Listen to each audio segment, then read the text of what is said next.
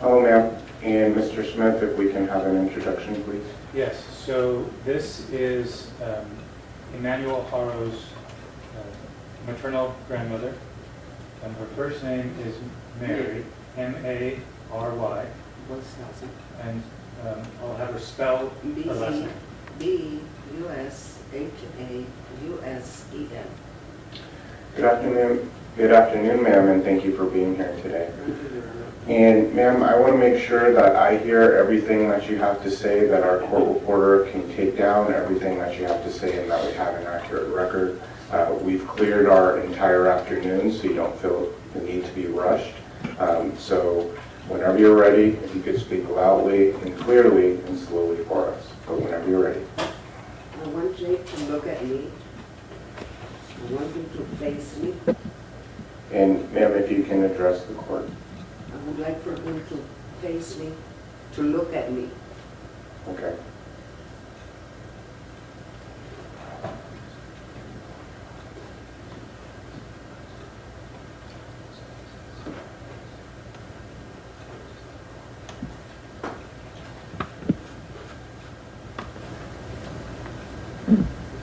And ma'am, if you could speak up as loud as you can, please.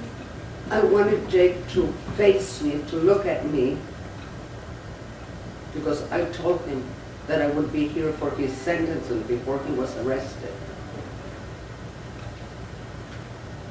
I talked to him about, as a friend, to tell me everything, because he didn't give me the opportunity to meet my grandson.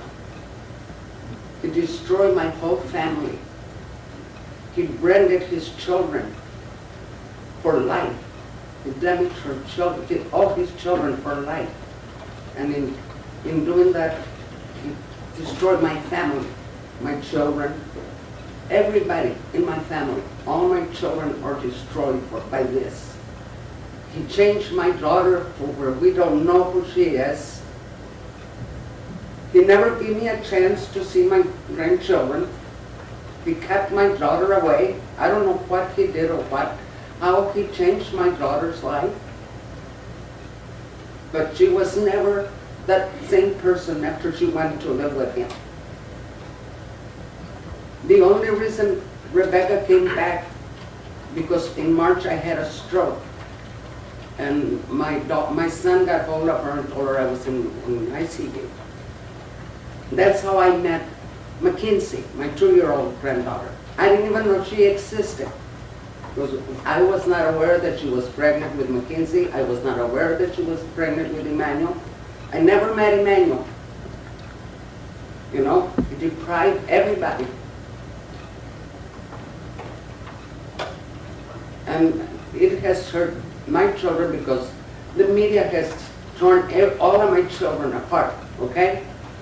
Because they say, Grandma knows, Grandma isn't on it, Grandma doesn't know nothing. If I had known what was going on, I would have take my daughter out of there forcefully, or I would have called the police. My sons would have come and got her, okay? Never did we ever knew anything. If I had known when I called social service when Rebecca moved in, I called social service to let them know that I didn't like him. That because my granddaughter Irene was afraid. She didn't want to be there. She called me and she says, Grandma, I don't want to be there. Okay, so I called social service. I asked social service to give me a report of what had happened, they found out. Oh no, she's fine. The house is beautiful. They have food in the fridge. That's it. Had social service come and told me what he had done to promise his other children. Nothing of this would be here. We wouldn't be here. I wouldn't be here. My grandchildren, Emmanuel wouldn't be gone. Mackenzie wouldn't have been born. Because he had already done a lot of horrible things to his other children. He branded those children for life. And in the same way, branded all my children too. Because I can't go nowhere without they asking me, Every time I go to the store or somebody recognizes me, they attack me, you know, on social media, everywhere. And that is not my doing or my children. This has been horrible for us. I was glad the day that got arrested because I fear for my daughter's life, I fear for everybody. And, you know, he had a second chance. My daughter didn't have a chance with him. Or his children. His children didn't have a second chance. And I think the judge that let him go should be here sitting with him. And so is social service. Because they could have told me, oh no, protocol doesn't allow us to tell you anything. Well, how are we supposed to protect our children if we don't know? The court knows what's going on. I didn't know. I called social service. I didn't know what he had done to his other children.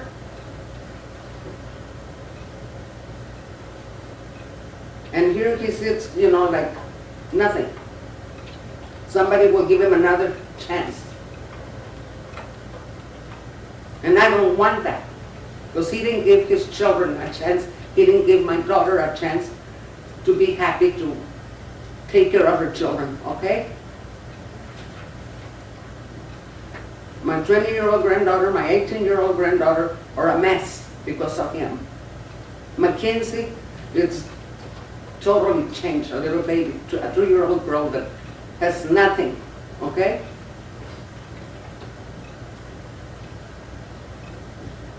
I'm very, very stressed out, very angry at the justice system for letting this guy, giving him a chance. Who gave my grandchildren a chance, a second chance? Did CPS check? Why didn't they tell me? Oh look, this is what that guy does. He takes it out on the children, on the babies. He can't do it to a grown person. He's not man enough to do it to a man, okay? He destroys so many lives. His mom, his brother, everybody, okay? Nobody wants to be here. Nobody wanted to come and look at it. But I had to speak for my grandson and my grandchildren, and for my children too, because they're going through every hell in this world, okay?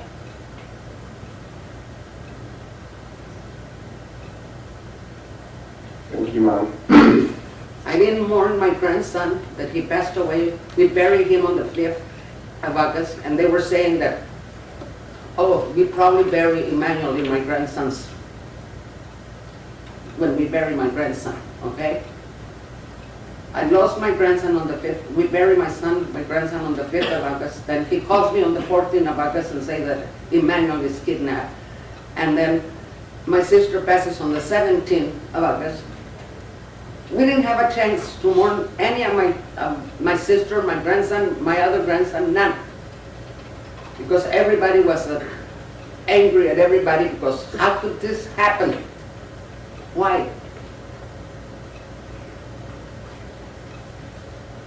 I wish you could look at me and tell me why. He was never in my house. He knew I didn't like him. He knew I called social service, and that's why he kept my daughter away.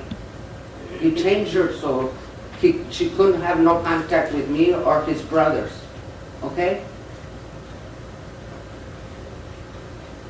Had I had not had a stroke, I would have never met Mackenzie or, you know, probably heard it on the news about Emmanuel, okay?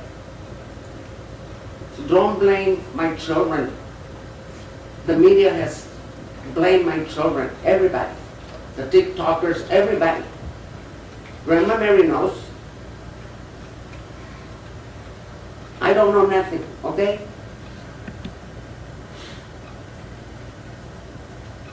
I stand here with you, asking you to give him the maximum. Because I don't want him to give him another chance. He didn't give nobody a chance. He had many chances.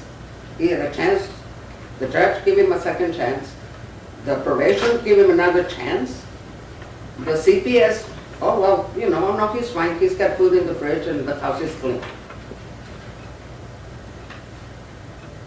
That doesn't cut it, okay? And that's not fair to the children to let somebody out like that.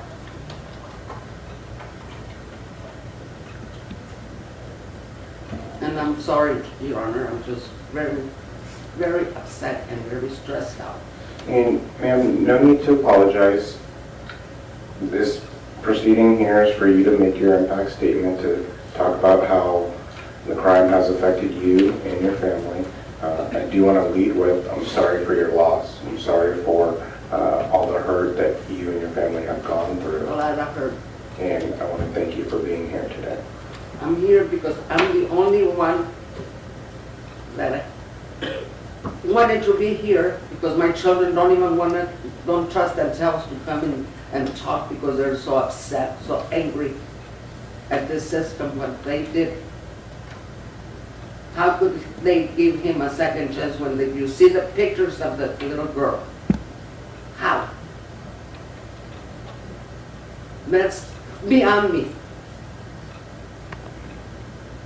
You get two drunk driving tickets and you go to jail or you pay a goddamn fine. And he, a slap on the hand, go and do community work. Okay? How does that happen, Your Honor? I want to know how did that happen.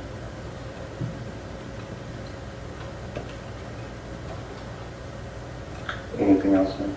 No. Thank you, Your Honor. Thank you. Mr. Smith,